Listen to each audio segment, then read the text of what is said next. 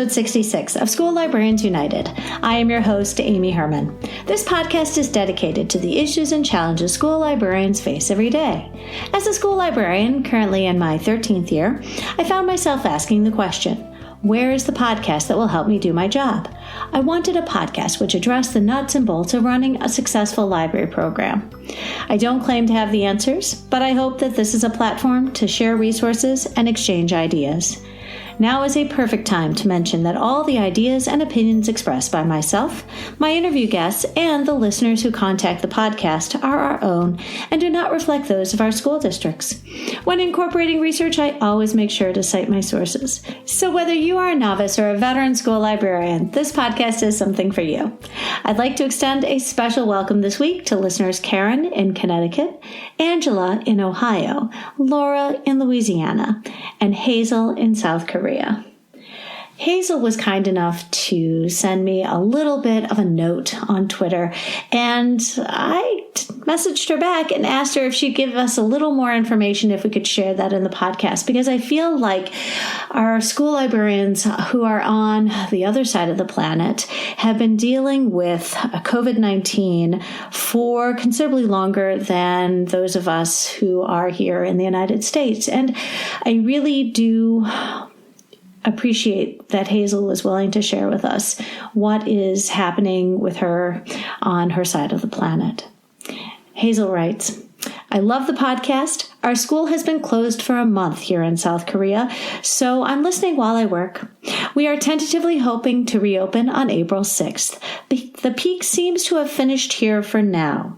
The online learning has been tough and gets more challenging as we go on.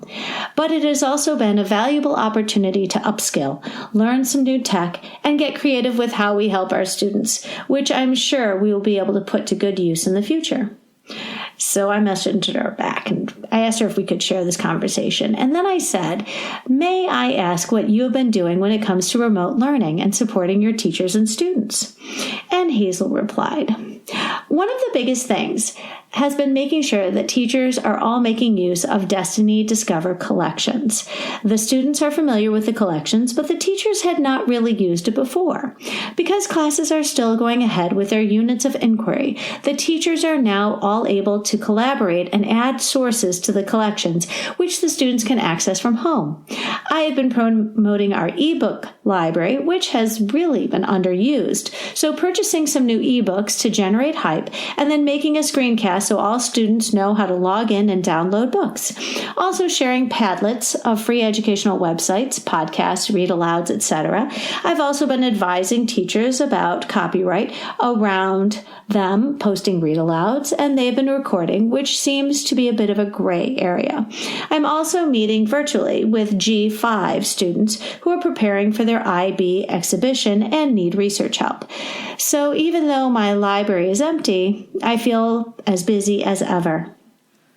And I truly appreciate Hazel taking the time out to share with me what her life has been like while her school is closed, because I feel like hearing from Hazel is a little like peeking into our future. School districts in the United States are really late to respond to COVID-19. Most of us have experienced a week of closures, if that. So I feel like we need to wrap our heads around how we are going to be supporting our students, and hearing from Hazel is encouraging. I welcome you and all listeners to reach out with your feedback, questions, and episode suggestions, either on Facebook, Twitter, or the email address schoollibrariansunited@gmail.com. If you include your mailing address, I'll be sure to send you a podcast sticker. Before I introduce today's guest, I did want to provide some context for the episodes I'm recording and posting during the COVID-19 pandemic. Today's conversation was recorded in early March, so I wasn't able to ask my guest how she was supporting her staff and students. However, it is important that while we acknowledge that we are living through a defining time in history, we recognize the need to remain hopeful. With that in mind, moving forward, I will ask my guests one question related to remote learning and how we are supporting our school community. After that, our focus will be on that episode's topic. And now for today's episode and my interview with Wendy Garland and our conversation about elementary programming and nonfiction.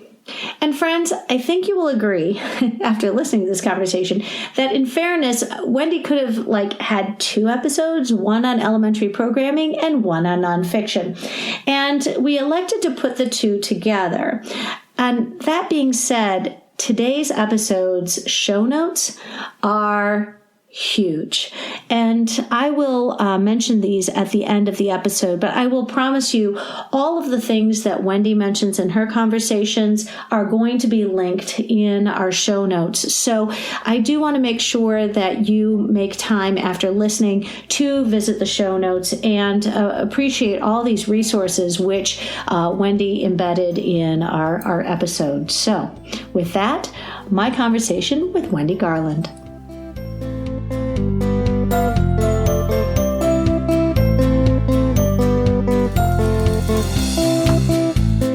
Listeners, I'm so excited today to be having this conversation with Wendy Garland, and she's in Massachusetts. And before we get started, I just found out, Wendy, that you're the Massachusetts School Library Association Super Librarian for 2017.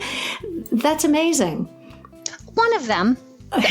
Our state, we honor several librarians each year. And yeah, I was honored to be one of them in 2017. Well, and the more I learn about you from your blog and from all sorts of things you post on social media, I'm rapidly realizing why you've deserved this recognition. So I'd love to jump in. And friends, this episode is about so many things. And I think that in addition to showcasing our nonfiction, I think you're going to find that Wendy has a lot to offer in the way of programming and getting her school excited about the programs that she offers in her library. So Wendy, would you begin by describing your library and the things you offer, the grades you teach, and some of your assigned duties?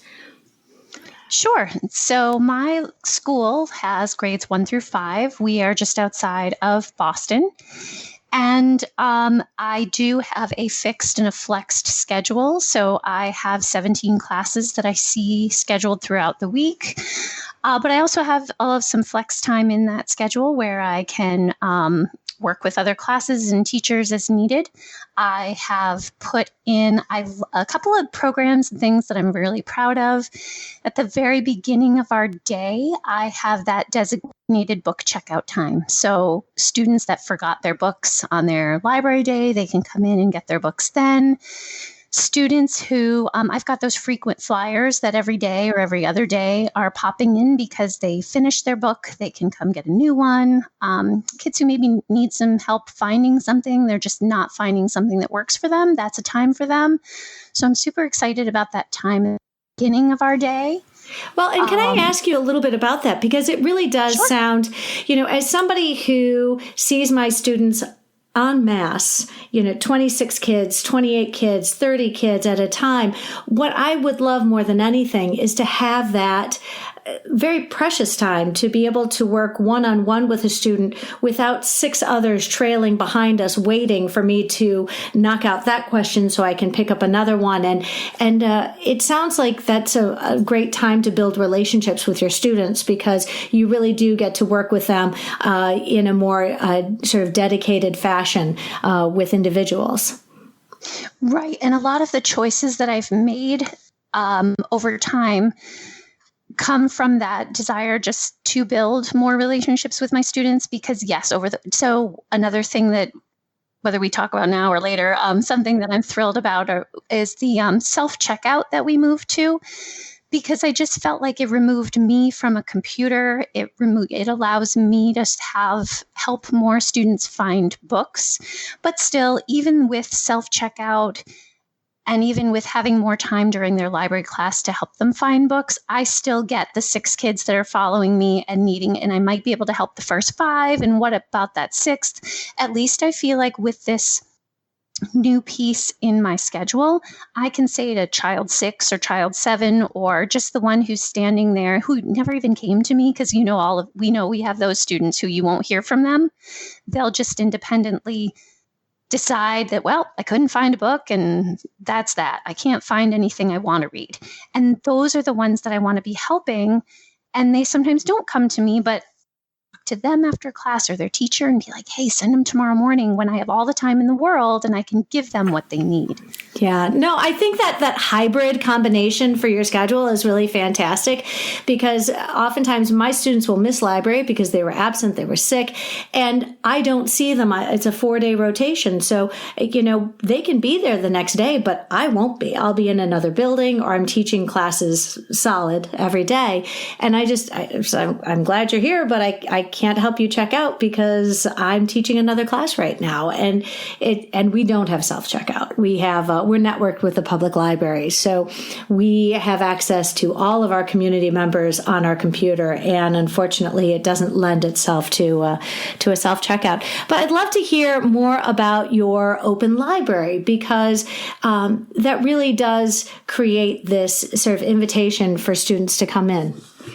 So all of the programming that I have in place is really in place to do one thing, and that's to build relationships. And relationships meaning between myself and my students, but also on a bigger level, between my students and the idea of libraries. And I say the idea of because once the school day ends, our library is closed, and I want them to have a positive association and kind of be encouraged to go to their public library. And we have several of those in town. So that's what's important to me, is that we're developing relationships. So one of the things that I've done is I've created what I call open library. And this happens, usually it's kind of a winter thing. I do have seasons for programming.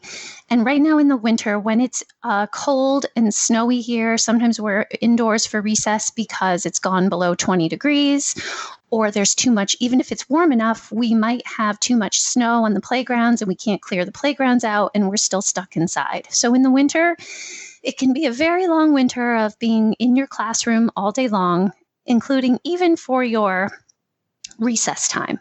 So I open up the library. I have different days that are designated to different grades, and I encourage students to come in. And I've reshaped the name. I've called it now Open Library, which gives them kind of free rein to any and all things that are available in our library. I used to call it Makerspace, but then I felt like the kids had to be making, and I was not offering an opportunity for a child who just says, can I just come in and read in a corner of the library? Yeah. I wanted to be able to say yes. So it's an opportunity to put your hands on some things, create things, or just have a safe place to go, a comfortable place to go. And it might just mean, changing scenery from your classroom. I wanted them to have that. Listeners, I wanted to let you know this episode is packed with links, many of them to Wendy's blog that she has. And so I'll include links which Wendy has pulled together. And one of them is a blog post she wrote on Open Library. And so be sure after today's episode and to double check the show notes, because she really has a great blog post, and you can get more information on how you could replicate this type of programming in your library. So let's hear about Lunch Bunch. So Lunch Bunch, I launch our year usually with Lunch Bunch. And right now I have a lot of students that are grieving the loss of Lunch Bunch, because I now have Open Library in place of Lunch Bunch. It's a time and space where, again, I invite students by grade level and by classrooms to come and eat lunch in the library with me. I read to them. I usually choose two books. There's some reason why they go together. And we read and we eat, and it's another relationship building moment. Right now, as we are several weeks into Open Library, though, I am still... I say we're grieving the loss. I have a lot of kids who are like, but when are we having our next Lunch Bunch, Mrs. Garland? And I say, well, we're taking a little break while we try out Open Library. And then they remember that they can come in and have a blast and build something. And so we work in seasons. But Lunch Bunch to me was one of the most successful, how do I say this? To me, it was a great example of how you can work with your administration, because I used to have lunch and recess duty. I see exactly where this is going. And I'm not, I'm going to say, I am like every other teacher in my building, and we all pitch in and we all do what needs to be done to make our school run. I understand that and I see that. But I also saw that I had unique skills that I could offer different opportunities for kids if I didn't have to stand in the lunchroom, if I weren't on the field supervising recess. So years ago, I pitched this to my administrator and said, hey, think about all those extra hours, all those extra reading minutes that we can put in our day when students can take their lunchtime and come and read with me. What would happen if? And so that's been kind of my phrase that I've been using over the last few years. What would happen if? I love it. I can always pose it, see what happens. And you know what? I have failed. There are certain things that just I've tried and been like, yeah, no, that didn't work. But there are certain things that have gone really well. So I have not been on the duty schedule for years because my administrator has realized that what I have to offer is positive and it's worked for our students, and she supports that. And so I'm really excited and I'm really proud of our what I call open library and lunch bunch. I can't do them both at the same time, not enough hours in my day, but we work in seasons. And I think it really makes, like right now, we're grieving the loss of lunch bunch, but at the same time, I've got hordes of kids knocking on the door for open library who are just loving this now. I think that there is also an issue. The optics of this are fantastic because your administration, not only does your administration know exactly what you're doing, but the teachers do too. And I think that there's always going to be someone in that building who is making sure that there's equity when it comes to our obligations that we have, our contractual obligations, and for you to be, this generous with your, not just your space, but your time and yourself as the resource, it really does speak to this desire to make sure the library is an essential part of the school dynamic. And I really do think that you're just doing yourself a favor because there is no question what you are doing when you have all these students joining you for recess and for lunch.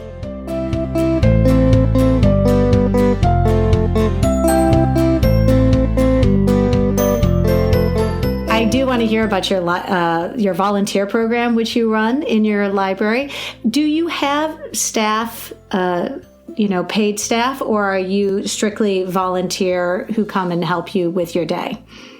We are strictly volunteer. Okay. It is me, myself, and I who are paid in our library. But I have never seen such a team as the team we have now. The team, it's evolved over the years in terms of numbers. The numbers have fluctuated. At one point, we had close to 20 volunteers. Right now, we are 9 strong. And I will take these 9 moms, grandmothers any day because they are such a powerful team. They, now I must say I've worked really hard to get them and keep them. I've done a lot of work with it. I email them every week.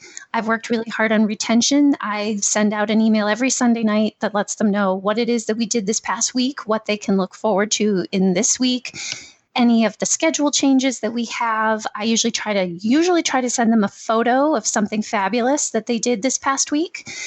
And I'm really invested in my volunteers. And I mean, they're phenomenal. I go with what their interests and their strengths are.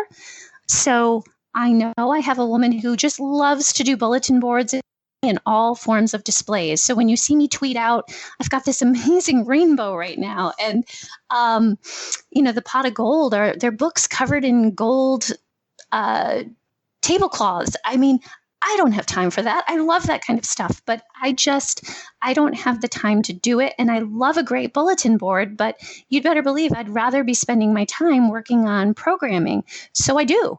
The volunteers, I can put something out and say, hey, who wants to go poke around on Pinterest and find us our next greatest, book display? Or sometimes I have an idea, hey, I'm wondering if anyone could all I have to do is throw that out there and they take it and run with it. They put all the books away. That frees me up to do so many more things. They're an incredible team. That our library program is what it is because I don't do this whole piece of library work because the volunteers take it and run with it. Well, and I know we tell ourselves, hey, just walk away from that bookcase full of returns that have to go back on the shelf. And I remember my first year, saying I'm not going to stay here and shelve everything because that just isn't high on the list of things I have to do.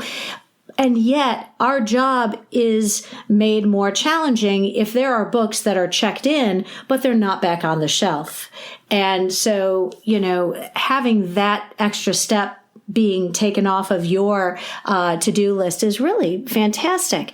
And it is another set of relationships that you have to foster, and retaining your volunteers is also a skill. I used to give my volunteers, my parent volunteers, and my student volunteers, Scholastic Book Fair dollars.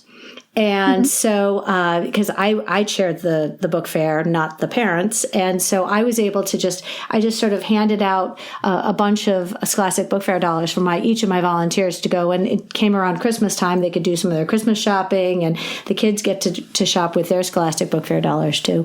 Can you tell me I couldn't miss this chance to ask you, your school's website says in the banner, America's first tax-supported free public school, 1642. Yes. So apparently back in 1642, the town had decided, because now there's some, in fact, even in Massachusetts alone, there was some controversy over who really has the first school. But the reason this is brought to attention because it was the first one that was fully tax supported.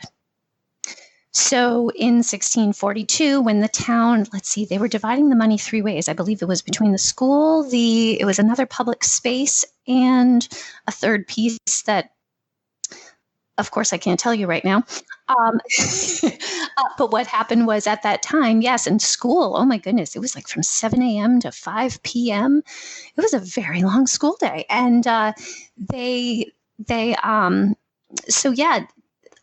town has the first, but that's what makes it so special was because at the time there were free public schools, but they weren't entirely fully funded by taxpayers. Right. Oh, I think that's I think that's really fun. And I just had to ask you, you're bilingual? You speak Spanish?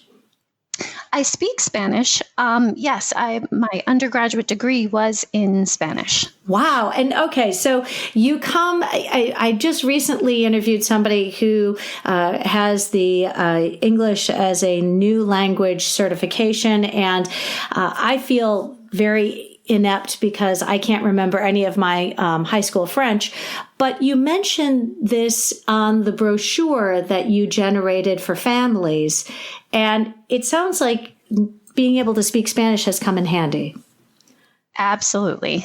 So, my students are from all over. So we do have a significant portion, a significant population that speaks Spanish. So I have used that with students.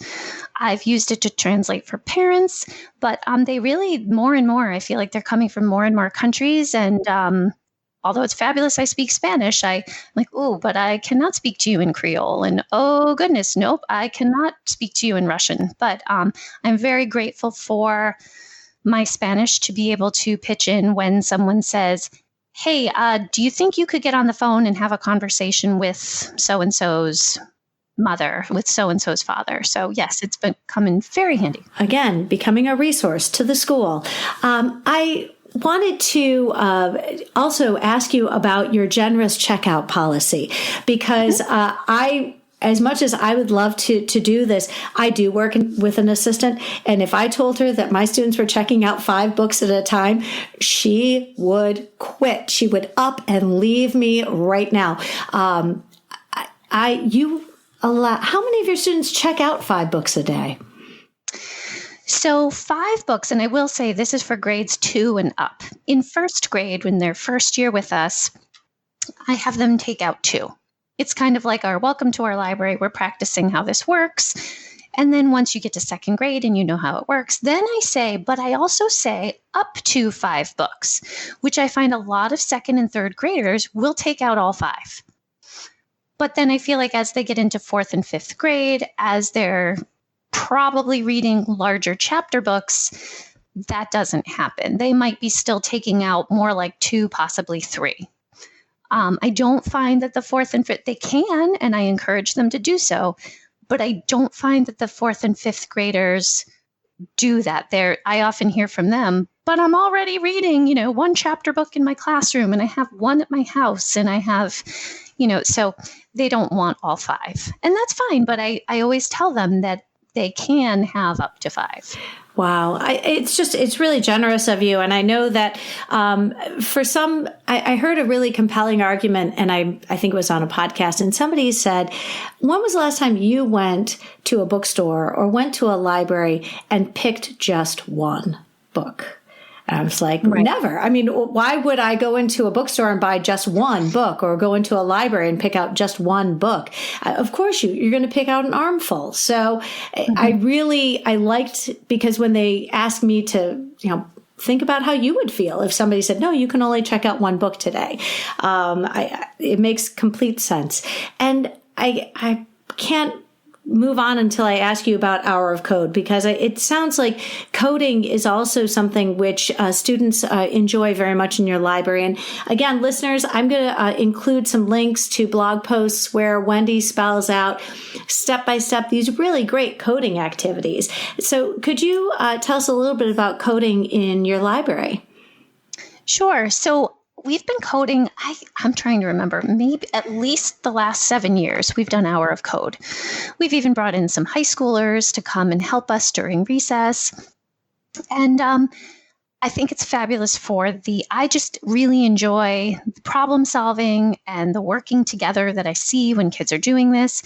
And it's not something that's really ingrained in our curriculum in any other place. So I feel kind of like they get it in the library. But I've also been having this, I've been struggling the last few years saying, well, we do Hour of Code in December, but what is doing Hour of Code? Like, it really belongs ingrained in the curriculum. It shouldn't stand alone. So, but the one thing that I love it for the problem solving. And I just feel like our kids these days, they're more consumers of digital stuff. And I'm like, no, let's be creators, not so, instead of just consumers. So I feel like this gives them a really fabulous way to interact, and I love it. But I have been, over the last few years, a little unhappy with, not unhappy, but like feeling like it needed a new home. And I've worked with a teacher before, and we did this really fabulous experience when the kids went to go see the Nutcracker, and they coded when they came back. We've done some coding and reading, kind of like with our poetry units and things with Google Beats. And this year I decided to take coding, and when we went offline, and I incorporated some diverse books, and that felt really great. But I'm really more interested in integrating it into our curriculum. So I've been making an effort this year to include it as center options. And soon enough, it's going to show up in our mental health unit.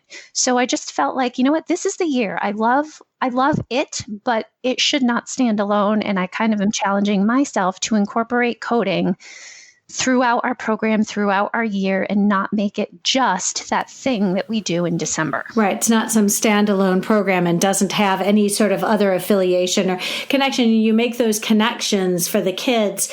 All of a sudden, it takes on a more significance because they can tie it into their other learning that they're doing in their classroom. You mentioned mental health, and I was really intrigued about this program called Book Dedham. And Am I pronouncing that right? Dedham? Yes. Okay. So would you, just for listeners, tell us and friends, there is, of course, a link in the show notes, but tell us a little bit about this program, because it sounds like you've been able to incorporate it into your own programming.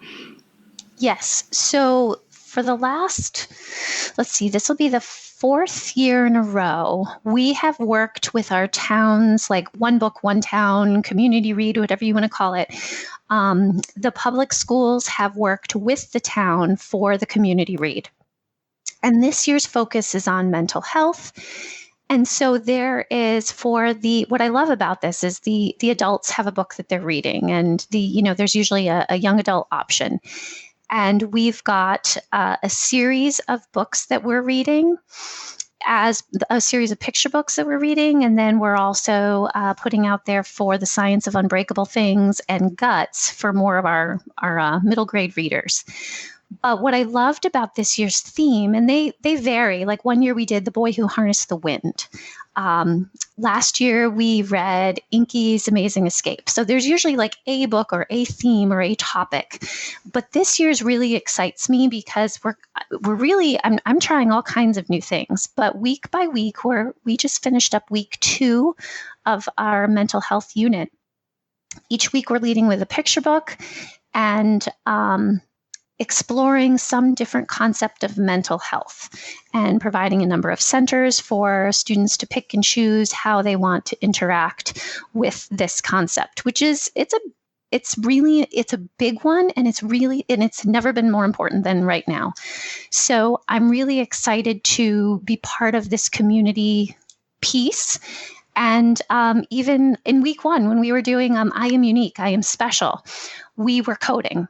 I had the Emojify coding activity available. We were creating our own avatars just as a way and a space to say, who am I? Let's create, someone unique. And so I'm finding ways to incorporate the coding even in our mental health unit. So it takes some creativity, but I can do that. I think it's really important that there's that cross-supporting purposes. We've got the public library and the school libraries working towards a common goal, and especially because when I think about my few efforts to support the public library, it's cross-promotional. So I like to promote their guest authors who are phenomenal, and we can't afford them, and they're amazing, and they bring in wonderful people our kids can go see in the evening and on the weekends. But we also promote like their summer program, their summer reading program, which is fantastic. But to do something like this, which isn't, it's an addition. It really sounds like you've got a team effort going here with your school libraries and the public libraries.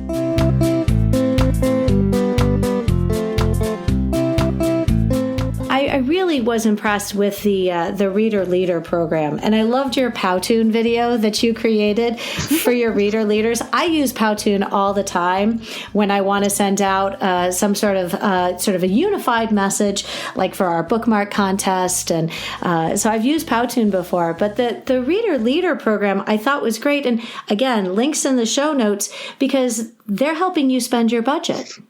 Yes, they are. So this is year 2 of our Reader Leader program. Last year, I put it out because we have a student council, and I used to even be one of the student council advisors. But I thought, what would happen if that was those students have to be voted in? And I was just thinking back to my elementary experience, and I ran for student council, and there was no way I was ever going to find myself on student council. I just wasn't that kid who would render enough votes to be able to do that. And I thought of that experience, and I said, you know what? What about those kids who just really want to be leaders, and they're not finding themselves on the student council because they didn't get the votes? I said, well, what would happen if I changed it up and we created another leadership opportunity, but you didn't have to be voted in? So last year I created this Reader Leader program, and I had 5 students apply, and 5 students helped me launch this, and we had a pretty fabulous year. Well, apparently it was so fabulous that this year when I offered it to 4th and 5th graders, I had 27 students apply. And I didn't want to turn anyone away, so I just had to relook at, okay, so what does this look like? So I have 2 teams. I have a 4th grade team and a 5th grade team, and I let them vote and say what was on their hearts, what was on their minds. And the fifth graders really love to spend money, and they wanted to help our library be better. And they were the ones who have been choosing some books for us. They have been choosing some furniture. And that's been really near and dear to their hearts, while the fourth graders were really interested in reading to others and developing relationships with other kids in the school, and even like some of the preschoolers that attend the high school, which is right next door to us. They want to go to our early childhood center. We're working on a field trip for them to be able to read to some kindergartners. They just love working with other kids. So it's neat. I have two groups, which are really doing two very different things, but I'm letting it come from the kids. They had to decide what was important to them. And so I've got two groups that are doing two different things, and I think it's fabulous. Well, it really does speak to this need to incorporate more student voice in our programs, because I think that if students don't feel like they have any sort of way to contribute to what their library is going to look like and what kind of books are going to be on the shelves, I think there really is that sort of disconnect between the kids walking in and the person who's doing all the work.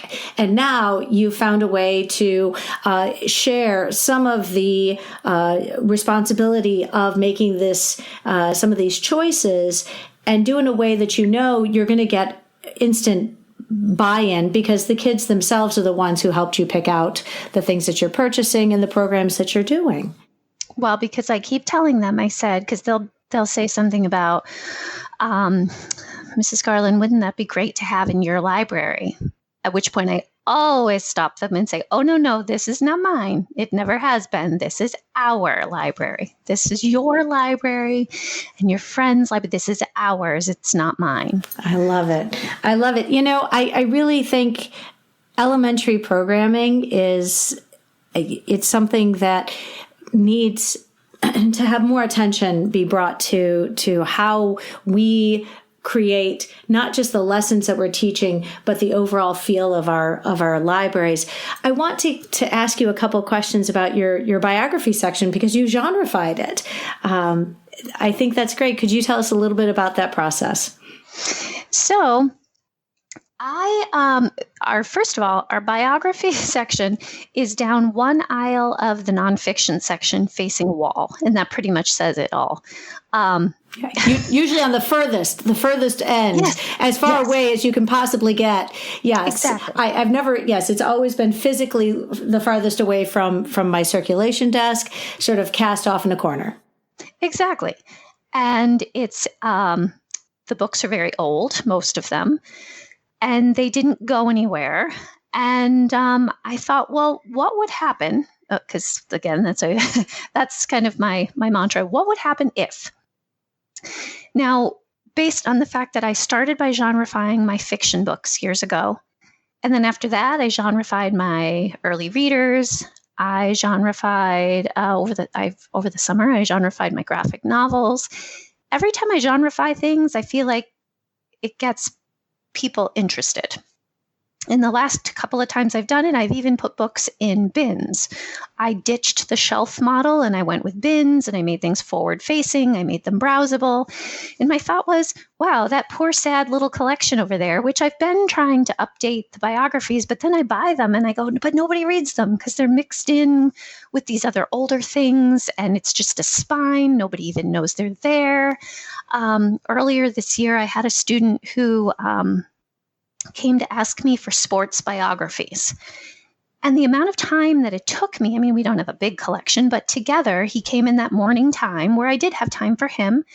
I literally walked down the aisle and we pulled out, I pulled out every book about a sports person that I could think of. But I just thought I would have to replicate that every single time a child comes and says, I want to read a book about someone who, about a sports person.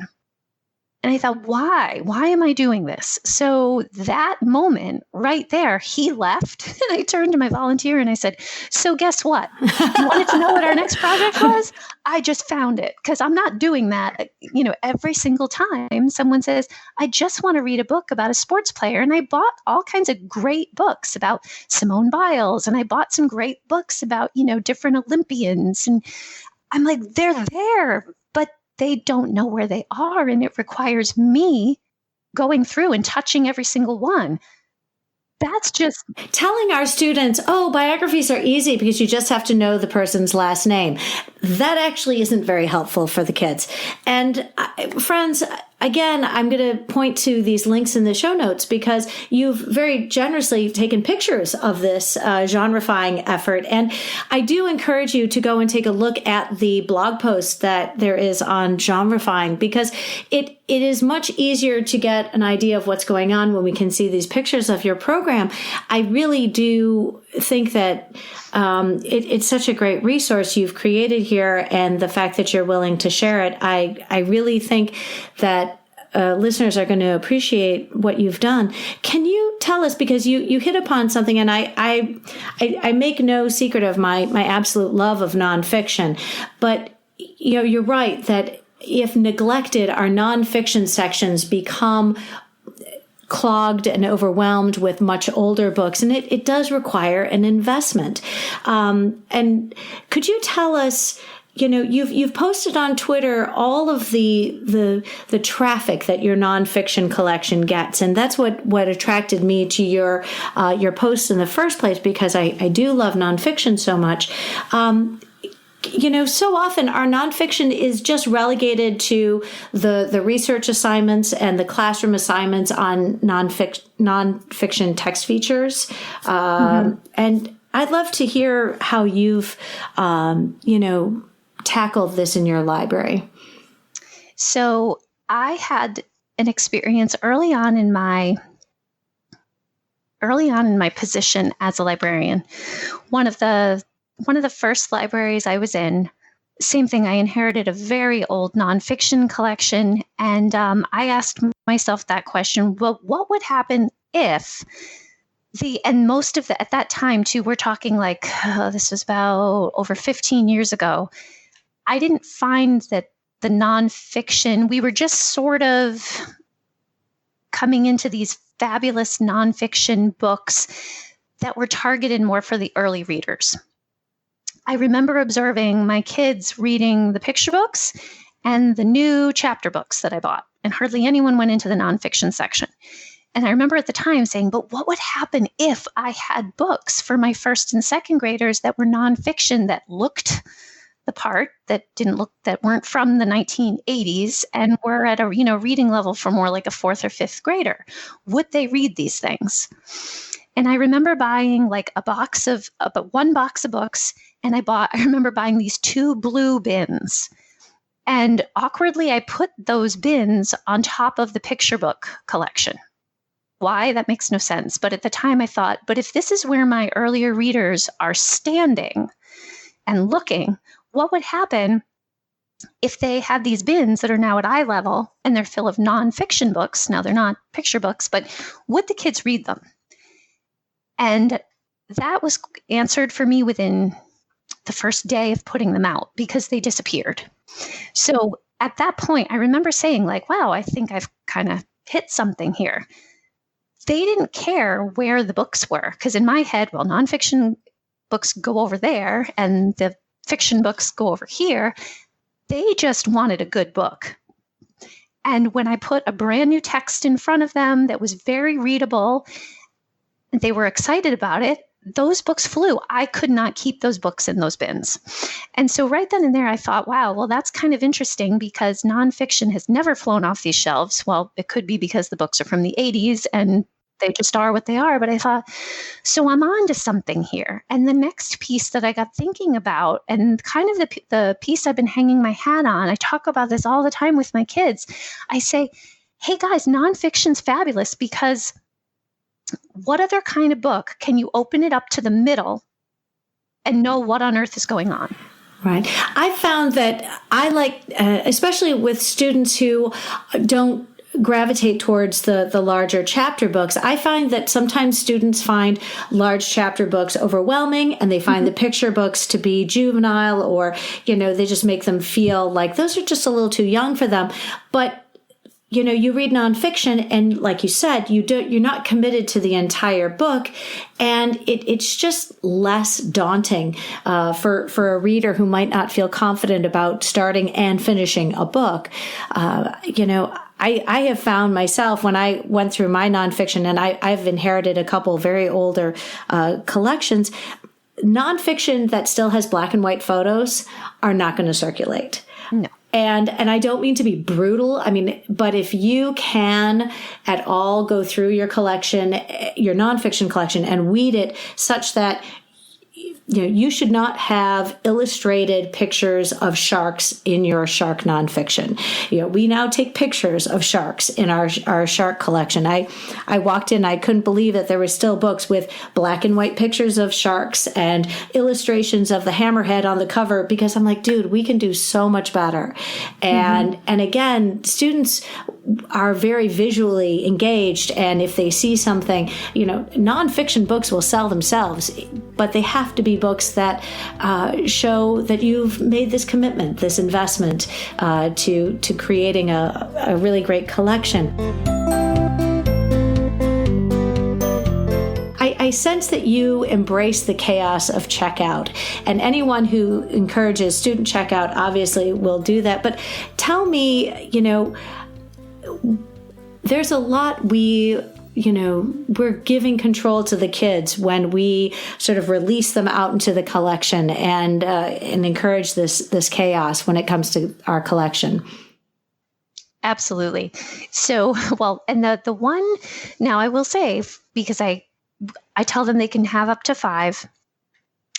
I do have those reluctant readers, and often I'm finding they're more like my 4th and 5th graders who just say like, no, I'm all set. I have, a couple things I don't need anymore. And actually, these are those kids that I return us to that nonfiction conversation. I will say to them, I'm like, hey, look, I get it. I know you have one by your bed, you have one in your classroom, and you don't feel like you want any more. And those are the kids that I say, you know what? Go grab a nonfiction book. I said, because maybe you're just going to read the captions. Maybe you're just going to read the 2 chapters that interest you, and that's all, because they just feel so more pliable. Nonfiction feels like it'll bend and it'll conform. And I feel then like those are the kids that will then, who told me, nope, I'm good. I don't need anything. And then I'm like, no, you know what? It's library. I want you to go find something. And then I go, go shopping in nonfiction. I bet you'll find we could find you something that you are going to enjoy. Mm-hmm. I found that, especially with readers who sort of protest and say, "Oh no, I'm good, Mrs. Herman." I say, you know what? Here's the trick, though. When you go back to class, there's probably going to be some time today where your teacher says, take your library book out, and we're going to have a little time to read before lunch, or we'll have a little time to read before recess. And if you're the one saying, I didn't get a book, all of a sudden your teacher's going to say, but you were in the library. You mean to tell me you could have checked out 5 books and you walked out with nothing? And I really do come back to this idea that it's part of their participation in coming to the library is to engage and open up their eyes. And especially with nonfiction, this is not hard, because we have books like cookbooks and how to draw books and origami and joke books and sports books, which, right now we're going into spring sports, and all of my kids are getting excited because they're signing up for their Little League teams. And so there's all these different things that we can do to encourage the checkout of our nonfiction books. Absolutely. And by encouraging them to take out up to 5 books and to do it all themselves, does that cause an issue on the other hand? Oh my goodness, yes. Our inventory has really suffered over the last few years, but I feel like what we got back in its place is irreplaceable. I mean, so now, yes, you can go to the catalog and say, oh, good, this book is here and it's, in this location. And well, it might not necessarily be the case because someone has checked, or they thought they checked it out and they didn't. So it's now, so yes, our inventory really has suffered, but to me, that doesn't matter. And we've had plenty of kids we even have summer checkout. The kids can take 10 books. 2 kids this summer took the 10 books, and one of them moved. And the other one didn't, but, moved on to the middle school, and I have not. So yeah, we've lost 20 books from summer checkout, but those kinds of things don't really, does it bother me? Yes, it bothers me, but I can buy another book. I just say, I'd rather lose a book than a reader. So if you want it, great. I'm going to just hope then that you have our book on your shelf somewhere, and may you be reading them, and we'll deal. So no, I do have a pretty liberal policy. I just want you to read. If you have students checking out their own books, there is that possibility that they mistakenly they walk away without actually beeping the book.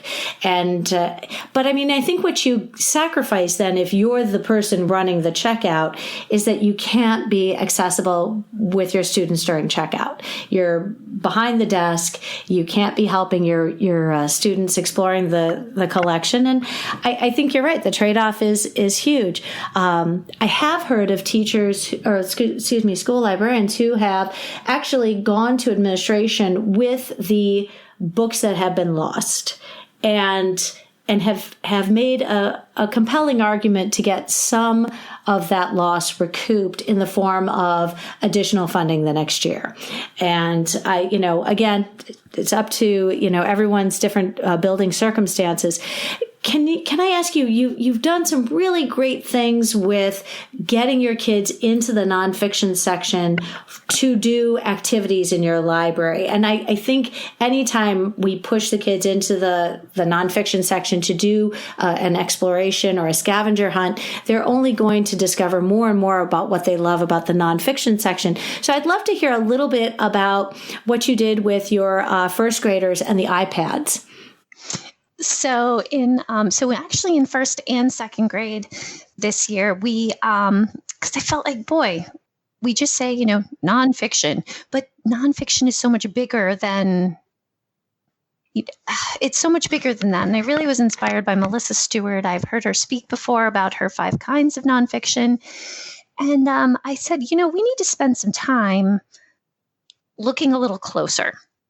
So we started in first and second grade earlier in January, and I took out a bunch of nonfiction books and we sorted them out. We sorted them into, I can do this and I can learn about this. It just gave us the opportunity to realize that, like you said, we have joke books and we have how to draw books and we have origami books, and that's one kind of nonfiction. And then we have, I want to learn more about mountain lions, and I'm really fascinated with dolphins.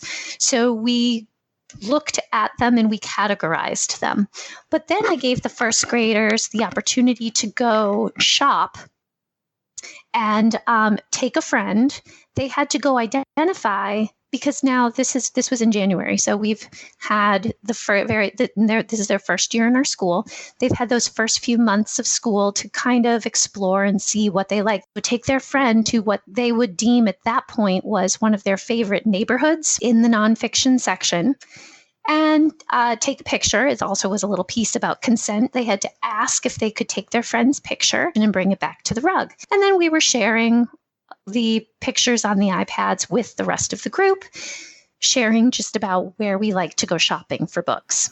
I think that's great, because the more familiar our students become with the different neighborhoods in our nonfiction, the more likely they are to check those books out. And I think what I find especially rewarding about that kind of activity is when a student says, Mrs. Herman, where did you say the cookbooks were? And never mind the fact there's a lovely little sign right there where the cookbooks are. 3 kids go, oh, I'll show them where the cookbooks are, because that's one of their neighborhoods. That's one of the places they like to go.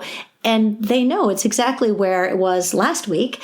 And it gives them that sort of familiarity with that. And listeners, I'll make sure to include Melissa Stewart's article, because it really is helpful, because it makes me wonder about my own nonfiction section if I have those different types of nonfiction represented in my collection, because I think they really do speak to different readers. Can you tell us a little bit about your 4th grade lesson that you did on active and browsable nonfiction? Yeah, so once again, now I know Melissa Stewart identifies 5 different kinds, and originally I thought that's where I might go, and then I thought, you know what, let me just back up a little bit. I wasn't so sure we were willing to tackle all 5, but in 4th grade, I put groups together and I gave them a pile of books. And the first thing that I had them do was I myself had gone through and kind of divided them up. So I knew it was at each table. And then I said, okay, here you go. Here's a stack of nonfiction books. And I want you to sort them into categories. So it started with me saying, here, sort them into categories and then name the categories. You have, I gave them 4 or 5 different note cards where they could put a category name on them. That lesson, for better or for worse, some classes were really creative about that and some of them not so much, but it just kind of let us kind of open our eyes to the fact that nonfiction means more than just it's true, because that's what they like to tell you. Well, if it's a nonfiction book, it's true. I thought, well, let's see what that means. So we started with that, but then I assigned each group a category. They either got active or browsable. And I said, okay, so now the next part is, here's a stack. And I'm going to tell you that this stack has been labeled active. Now you are going to teach the rest of us what that means. Okay.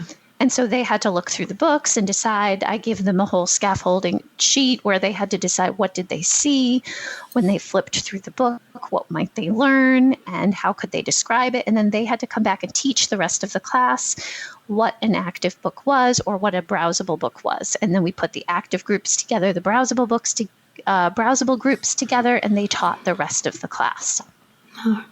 I think that it, again, every time we give our kids an opportunity to explore the collection as a resource, because, we know the collection, I know the collection, but do they know the collection? And so it really does, using the collection we have as our teaching materials is really powerful, because it recognizes that what we've created is something that our students can really value. I know, listeners, I won't go into great detail. I have a couple Clipboard activities I do with my students, and I give them clipboards and a scavenger hunt, and it takes them into the different areas of our library, and requires that they go into not just the picture books and the fiction, but also into nonfiction and be able to find the Dewey Decimal numbers, because we use Dewey Decimal, and to also look for the signs and to find the different areas of nonfiction. Wendy, this is fantastic, and I got to tell you, this episode has evolved and I really see it as a terrific resource. Can you give us an idea of, where we can follow you on social media? I've mentioned your blog post, but could you give us an idea also of where you are on social media? So I spend a good portion of my time on Twitter. I find it a really easy way for me I say I'm often teaching and tweeting. I can take a real quick picture of things and put it up there. So you can find me on Twitter at Dance Librarian. That's where you can get a real snapshot of what's going on, because I love to share what we're doing. Okay. That's wonderful. Well, I could talk to you for a very long time, but presently we are recording on the prettiest day that we happen to have in Michigan and in Massachusetts, and I think it's only fair that I let you go and enjoy this pretty day. But I really want to thank you for sharing your expertise. I think you bring great perspective in helping us appreciate not just the programming that we can do in the elementary level, but how to get our students excited about nonfiction. Thank you. I really enjoyed having this opportunity to talk to Wendy and really just pick her brain about programming at the elementary level, and also how to feature our nonfiction, because I truly think that this is something that all of us can benefit from, regardless of the grade levels that we teach. And I especially want to make sure that you take time to look at our show notes today. In our show notes, you will see Wendy's article, which she wrote, as well as quite a few really fantastic blog posts which she wrote and then referenced in the episode today. Also, Wendy put together some really great resources on Wakelet. And this is really fun because she has put together all of these resources, not just so her students and her families can benefit, but we can benefit from this collection of resources. Also, friends, I dug into my own sort of Google Drive, and I have some activities which I use to promote my nonfiction with my elementary students. I included links to 3 Clipboard activities, and I love Clipboard activities because this is no tech. This is no tech, and the students love walking through the collection. And boy, if you ever had to have an administrator walk through and see the students walking around with their pencils and their clipboards, and they're just so focused on finding things in the library, this is a really good one.